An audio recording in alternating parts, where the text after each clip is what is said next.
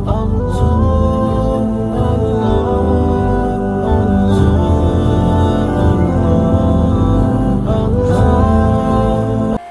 میرا سوال یہ ہے کہ کیا حضور صلی اللہ علیہ وسلم کے روضہ مبارک کا دروازہ کسی وی آئی پی کے لیے، کسی بادشاہ کے لیے کھولا جاتا ہے؟ جی نہیں، یہ بھی ایک ایسا مسئلہ ہے جو لوگوں میں بہت پھیل گیا ہے اور غلط مشہور ہو گیا ہے لوگوں کے اندر۔ لوگ یہ سمجھتے ہیں کہ فلاں بادشاہ وغیرہ آتے ہیں اور وہ نبی صلی اللہ علیہ وسلم کی قبر کی زیارت کے لیے جاتے ہیں۔ آپ کو عمومی طور پہ میں خلاصہ بتاؤں کہ یہاں کے بادشاہ بھی نبی صلی اللہ علیہ وسلم کی قبر کی زیارت نہیں کر سکتے ہیں، قبر کی یعنی کہ قبر تک نہیں جا سکتے ہیں۔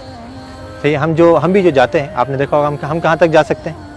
جو جالی لگی ہوئی ہے، جالی یہ کس نے لگائی ہے؟ جالی یہ سعودی حکومت نے لگائی ہے، یعنی کہ پرانے زمانے میں جالی نہیں لگی ہوتی تھی۔ اس کے پیچھے، جالی کے پیچھے کیا ہے؟ بہت سے لوگ یہ سمجھتے ہیں، وہ جھانک کر کے دیکھ رہا ہوتا ہے کہ ہمیں قبر نظر آ جائے کسی طریقے سے۔ قبر ناممکن ہے کہ نظر آ جائے، کیونکہ جالی کے پیچھے 3 دیواریں ہیں۔ ایک تو آپ جانتے ہیں کہ گھر کی دیوار تھی، آپ صلی اللہ علیہ وسلم کہاں پہ مدفون کیے گئے؟ گھر کے اندر مدفون کیے گئے تھے۔ حدیث آتی ہے نبی صلی اللہ علیہ وسلم کی کہ نبیوں کا انتقال جہاں پر ہو جاتا ہے وہیں پر ہی دفن کر دیا جاتا ہے۔ تو صحابہ کرام میں بہت بڑا اختلاف ہوا تھا جب آپ صلی اللہ علیہ وسلم کا انتقال ہوا کہ کہاں پہ دفن کرنا ہے۔ انصار نے کہا کہ انصار کے علاقے میں، مہاجروں نے کہا کہ ہمارے علاقوں میں، ہر کسی نے اچھی سے اچھی تجویز دینے کی کوشش کری اور چاہا کہ ہمارے علاقوں میں ہو۔ قریب تھا کہ تلواریں نکل جائیں۔ حضرت ابو بکر رضی اللہ عنہ آئے اور آ کر کے حدیث سنائی کہ میں نے نبی صلی اللہ علیہ وسلم سے سنا ہے کہ نبی کا انتقال جہاں ہو جائے وہیں دفن کر دینا چاہیے۔ تو صحابہ کرام یہ تھے کہ جو ابھی جنگ چھڑنے والی تھی، فوراً تلواریں اپنے بند کر دی گئیں۔ اور ساری ہمارے درمیان میں بھی یہی ہونا چاہیے کہ جب حدیث آ جائے تو ہمارے درمیان کسی بھی قسم کا اختلاف ہو وہ فوراً ختم ہو جائے۔ تو آپ صلی اللہ علیہ وسلم کو دفن کیا گیا کہاں پر؟ دیکھا گیا کہ آپ کا انتقال ہوا ہے حضرت عائشہ کے گھر کے اندر۔ آپ صلی اللہ علیہ وسلم حضرت عائشہ کی گود میں سر رکھے ہوئے تھے، آپ بیماری کی حالت میں تھے، بہت زیادہ بخار کی تپش میں تھے، تو آپ صلی اللہ علیہ وسلم کو وہیں پر ہی مدفون کر دیا گیا جس جگہ پہ آپ کا انتقال ہوا۔ تو وہ جگہ کون سی تھی؟ گھر۔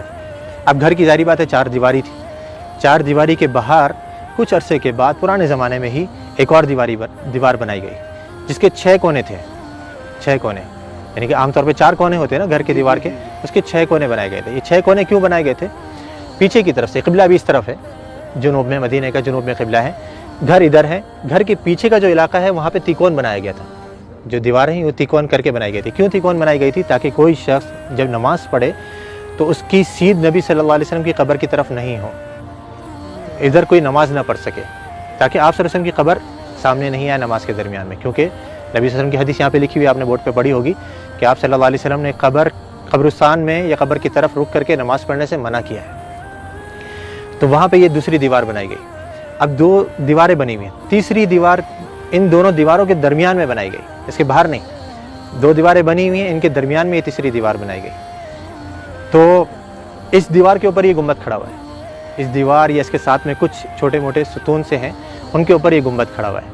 یعنی جیسے میں نے ابھی تھوڑی دیر پہلے ذکر کرا تھا کہ جو اندر گھر کی دیوار ہے وہ تو کچی ہے، اس کے اوپر گنبد نہیں بنایا جا سکتا ہے، تو گھر کے باہر کی دیوار پر یہ گنبد کھڑا کیا گیا۔ تو اب یہ 3 دیواریں ہیں، یہ 3 دیواروں کے اندر جو پہلی دیوار تھی، سب سے گھر کی جو دیوار تھی، اس کے اندر پہلے زمانے میں ایک کھڑکی تھی، ایک دروازہ تھا اور اوپر ایک روشن دان تھا۔ روشن دان وہاں سے ہوا ہے۔ کھڑکی اور دروازہ جو پرانے زمانے میں بند کر دیا گیا تھا، رہ گیا تھا روشن دان۔ وہ بھی کچھ عرصے کے بعد اس ڈر سے کہیں کوئی پرندہ اندر گر کر کے مر نہ جائے اور اس کی بسان بدبو وغیرہ اندر پھیلے، وہ بھی بند کر دیا گیا بالکل۔ تو اب کوئی اندر جانے کی جگہ باقی رہی؟ نہ دروازہ ہے، نہ روشن دان ہے، نہ کھڑکی ہے، تو بادشاہ بھی نہیں جا سکتے۔ ہاں اگر کوئی جن کو اللہ نے صلاحیت دی ہو کہ وہ دیوار پار کر کے اندر چلے جائے تو ممکن ہے، لیکن انسان نہیں جا سکتے۔ تو اب وہ جو لوگوں کو غلط فہمی ہوتی ہے وہ یوں ہوتی ہے، لوگ یہ سمجھتے ہیں کہ دیکھو ہمارے سامنے دروازہ کھولا گیا اور وہ بادشاہ صاحب یا فلاں وزیر اعظم جو اندر جا رہے ہیں، وہ جالی کا دروازہ کھولا گیا، وہ دیواروں کا دروازہ نہیں، وہ دیواروں کا دروازہ تو پیک ہے بالکل، اس کو یہاں کے بادشاہ بھی اندر نہیں جا سکتے۔ تو وہ جالی جو ابھی سعودی حکومت نے لگائی ہے وہ اس لیے لگائی ہے کہ پہلے زمانے میں لوگوں نے گھر کی دیوار سے برکت لینی شروع کر دی تھی، اس کو چوما چاٹی یا اسے مسا کرنا، اس کو چھونا، تو یہ غلط کام ہے۔ جیسے میں نے ابھی ذکر کرا کہ نبی صلی اللہ علیہ وسلم نے آثار کے تتبع سے منع کیا ہے، نبی صلی اللہ علیہ وسلم کے بتائی ہوئی شریعت کے مطابق ہم نے عمل کرنا ہے۔ آپ نے کیسے سلام کرنا ہے نبی صلی اللہ علیہ وسلم کے اوپر، آپ وہ سلام کریں گے آپ کو اجر ملے گا، ثواب ملے گا۔ آپ نے جو سلامتی کی دعا کرنی ہے حضرت ابوبکر صدیق کے لیے، عمر فاروق کے لیے، اس پر اجر ملے گا، سنت کے کاموں پر آپ کو اجر ملے گا۔ لیکن دیواروں کی چوما چاٹی کرنا، یا جس سے بہت سے لوگوں کو دیکھا جاتا ہے مسجد نبوی کے در و دیوار کو ابھی بھی وہ اپنے رومال اتار کر کے اس پہ پھیر رہے ہوتے ہیں کہ اس کے اندر برکت منتقل ہو جائے، یا کوئی احرام کا کپڑا لایا ہوا ہوتا ہے، یا کوئی ٹوپی اتار کر کے اس پہ پھیر رہا ہوتا ہے، یہ سب غلط کام ہے۔ تو یہ پرانے زمانے میں جب شروع ہوئے تو اس زمانے کے جو علماء کرام تھے، لوگ کہتے ہیں نا یہ وہابی، تم تو اس زمانے کی پیداوار ہو، ہمیں بیچارے ہم کو وہابی کہتے ہیں، ہم تو اپنے آپ کو وہابی نہیں کہتے. تو یہ جو وہابیوں کے عقیدے ہیں نا، جو ان کی نظر میں وہ پرانے زمانے سے چلے آ رہے ہیں. تو اس زمانے کے اندر یہ دوسری دیوار بنائی گئی، گھر کے باہر ایک اور دیوار بنائی گئی تاکہ لوگ گھر کی دیوار تک نہیں پہنچ سکیں. اب وہ کچھ عرصے تک نئی دیوار تھی، لوگوں کو معلوم رہا کہ بھائی یہ تو نئی دیوار ہے، کچھ نہیں کرنا یہاں پہ. لیکن آہستہ آہستہ پھر نئی نسلیں آتی رہیں، وہ سمجھے کہ یہ بھی گھر کی دیوار ہے. پھر علماء نے ایک اور دیوار بنوا دی. پھر آخر میں سعودی حکومت نے کہا کہ ہو سکتا ہے لوگوں کے ذہنوں میں یہ چیز رہے کہ دیواریں ہم بناتے رہیں گے تو سمجھیں گے گھر کی دیوار ہے، تو ہم جالی لگوا دیتے ہیں. انہوں نے جالی لگوائی، لیکن لوگوں نے پھر بھی نہیں چھوڑا. وہ جالی کو بھی چوما چاٹی کے لیے پھر آخرکار مجبوراً سعودی حکومت کو وہاں پہ پولیس والوں کو کھڑا کرنا پڑا یا حیا والوں کو کھڑا کرنا پڑا تاکہ وہ لوگوں کو سمجھائیں اور آرام سے بتائیں کہ بھئی یہ چیز غلط ہے. مسح جو ہے وہ آپ نے حجر اسود کا کرنا ہے، اس کو چومنا ہے، اس کو آپ نے مسح کر سکتے ہیں، یا اس سے پہلے والا جو رکن یمانی ہے اس کو آپ چھو سکتے ہیں، ہاتھ لگا سکتے ہیں. یہ گھر کی دیواروں کو یا نبی صلی اللہ علیہ وسلم کے روضے کو ہم نے ہاتھ نہیں لگانا ہے، بلکہ یہاں پر آ کر کے ہم نے آپ کے لیے ادب سے سلام پیش کرنا ہے، سلامتی کی دعا کرنی ہے. تو وہاں پہ کوئی نہیں جا سکتا.